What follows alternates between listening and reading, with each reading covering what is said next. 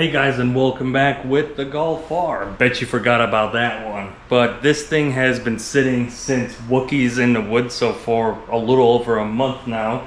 And the reason for that is I guess I kind of broke it. For a while now, I've had an issue where randomly, especially when it rained, I would get a warning about the headlight self-leveling system, the AFS or whatever it's called. After Wookiees, and probably because I drove through a tsunami, I started getting that fault regularly. And aside from being extremely annoying when that pops up, the second thing that happened that never happened before is the headlight, especially I think it was the right one, dropped completely to the ground where I couldn't see anything.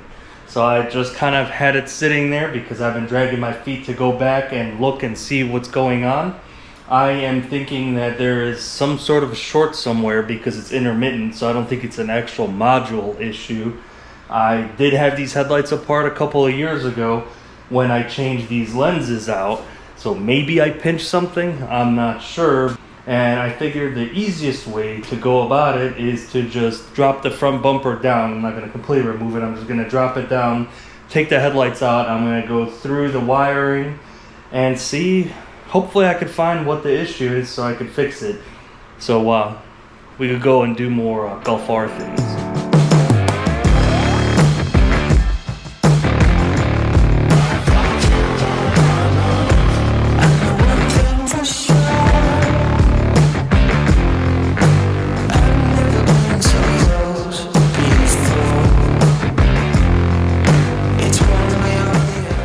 Alright, so now I've spent some time looking at this. This is obviously the passenger side. There's a little, I guess you could call it, tray that holds the headlight in place. I removed that. I checked this entire harness. I checked the pin tension. I checked the pins, connectors on both sides, and I have yet to find any issue. I'm going to keep looking because obviously when you're trying to find a wiring issue, it's not that simple. People always say, oh, it's just a rubbed wire. Find a rubbed wire first. Alright, so I've spent some time studying these headlights and all the wiring within them. This is the driver's side headlight, and I cannot find any rubbed wires. On the passenger side headlight, if we look inside, the motor is right there, and on the harness for it, I did find some rubbish. I'm going to fix it. I'm going to clear the faults and test it. Alright, let's plug in OBD11 and see what happens. Yeah, I know I need gas. Every single time I get it upside down. Do you guys ever get that? It's like a USB cord. You have a 50-50 chance of getting it right, and you get it wrong 100% of the time. It's weird. Are we living in a simulation? What is this? It's magic. Sorcery. Whatever you want to call it. Let's connect and see what happens.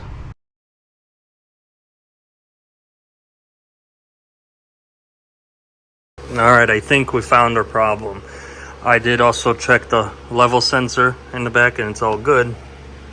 But I popped this module off. This is the passenger side headlight. And we do have some corrosion. And as you can tell, it is wet inside, so there's a good chance this thing is smoked. But I'm gonna clean it out, dry it out, try to clean up the connections, plug it back in and see what happens. But looks like I'm gonna need a headlight module for the AFS. Alright, so I cleaned the connectors out as best as I could, dried out the modules. Both of them had a little bit of corrosion. This one definitely had more. I see this very grimly. I think I'm going to end up needing these little modules, but it's worth a shot. Let's hook up to it and see what happens. Well, unfortunately, no luck there. Looks like I'm going to be ordering some modules for these headlights. There's some on Amazon and eBay that are aftermarket ones. I might try those because for both of them, it's still less than half the price for one OEM one. So I'll be your guinea pig for that. Will they work? Who knows? Alright, so with a little bit of movie magic, a couple of days went by. I ordered some headlight modules, or AFS, whatever modules. They came in, and I went with these guys here. Now, These are from Amazon, and I'll put a link to them, and we'll see if they will work, because these are some Chinese replicas that cost $86 versus the original $600. So instead of spending $1,200 for both headlights, I spent about $180, and I hope these work. They look the part. It looks exact. It's even got the same part number. That's how good they are. We'll use some movie magic and we'll pop everything off here really quick. Throw those in and see what happens. All right, we're back to where we left off before I ordered the modules. The only difference now is it's probably 20 degrees hotter as measured by the sweat underneath my breasts.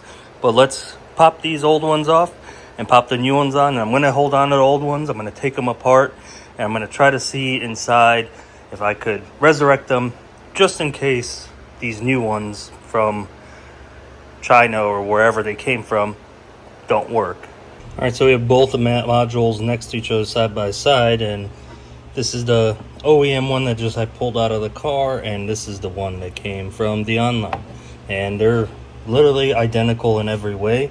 I'm pretty sure these housings are actually the same exact brand, just with different stamping. But the original one feels heavier to me, so that's why I busted out the scale. And let's see. So original one's about 111 grams with change. Let's see this one. 96 grams. So I was able to tell a difference of like 10 grams or so, 10, 15. But that's a little bit alarming, because what is the difference between these two that this one's lighter? Obviously you're talking about 10 years plus of technology between the two to make them, but is it just because this is a cheap knockoff and it probably will last 2 weeks, or is it just technology that advanced further? Either way, let me pop this on and see what happens. All right, they're installed. I'm not gonna pop the bumper back on till we test them, and I'm not gonna lie, I am a little bit nervous because you're talking about a huge price difference in these modules. All right, so far so good. No warning lamps. Don't worry about the fuel light. Let's turn them on and see if they cycle. Well, they're on and they're working. It's a miracle. We'll hook up OBD11 and see if there's anything ghosting in there. And now, clear all the faults, rescan it and see what happens. This is looking very promising right now. Let's tap to scan. What's the one fault? What's your problem? Oh, huh. Tuner not enabled. Well, we're not listening to FM radio. I would say that is a major success. I'm so blown away that these cheap modules work. I mean, this car literally has no faults in it whatsoever. And the headlights work. They do their cycle. What a relief. All right, on to the next bit. Well, that was surprisingly painless. Hopefully it lasts. I will report on that probably either on my Instagram or my second channel, and I'll link that in the description below, so make sure you check that out, because we just got wrapped up with Lemons and I have a few more endurance races to go, but I wanted to break down the costs. So on my second channel you'll see a video about the costs of it, but definitely don't forget to check out the main one, this one that you're watching right now, and our Lemons video. What's in store for the R? Well, this headlight thing, I went with the aftermarket modules for a reason. It was by design, because I want to put this thing under the knife and change directions with it. So far it's been a wonderful daily driver, probably one of the best daily drivers you could have. But next weekend I'm taking it to an autocross, and depending how well it does at this autocross, I will determine its future. But right now the idea is to shift gears with this thing, not literally change gears, but to make it more of like the ultimate autocross slash track day daily fun car, the ultimate daily driver. without the daily driver part, because I'm getting old and I need something more comfortable because this thing rides a little rough. So stay tuned for that as well. This car is fantastic. We'll see how it does at the autocross. So make sure you subscribe and stay tuned for that. Thank you for watching, guys. I'll see you on the next one.